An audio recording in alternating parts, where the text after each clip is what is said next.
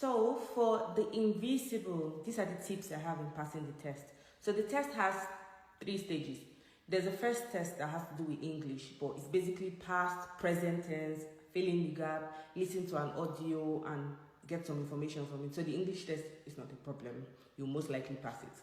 So the actual test for the role, the first stage is creating conversations.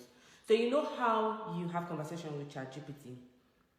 Oh, hi ChatGPT, can you describe what it's like to be a singer, a celebrity singer? ChatGPT responds to you.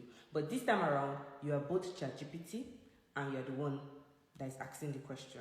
So you're both the user and the AI. So you have to ask conversations that you know the answer to. Mind you, if you go and use ChatGPT to create this conversation, these people, they're a tech company. They are going to detect AI from a mile away.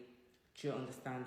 So you need to really reward it and make it sound human-like. You know how when we are speaking as human, you use so many words. You need to do that. You need to change it and sound very human. If not, you're not going to get in. If they can detect that you use ChatGPT to create these conversations. Or you can just create a conversation yourself, things that you're comfortable with, and then you answer. The second stage is evaluating responses. So you know how, like I said earlier, you ask ChatGPT, what is it like to be a celebrity, and it responds to you. They will give you a series of answers, responses to a prompt, and then you now have to select which one is more suitable, is a more suitable response to that prompt. Okay? Then the last stage is, mind you, all of this is going to be sent to you.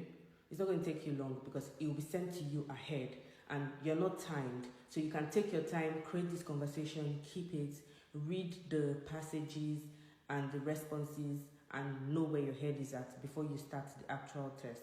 You can spend the whole day doing this. So take your time and really understand what you're doing. The last stage is you recording a video where you're talking about what you have just done. They're basically asking you, what did you enjoy? What did you not enjoy? What did you find more easy? And yeah, that's about it. Before, they used to have like a video interview because it's remote. Obviously, you're not going to anyone's office. But now they don't do that anymore. So if you can pass this test, you get moved to the onboarding stage, and then you have 3 days of training. By the first day, I promise you already get a hang of what's going on and what you'll be doing.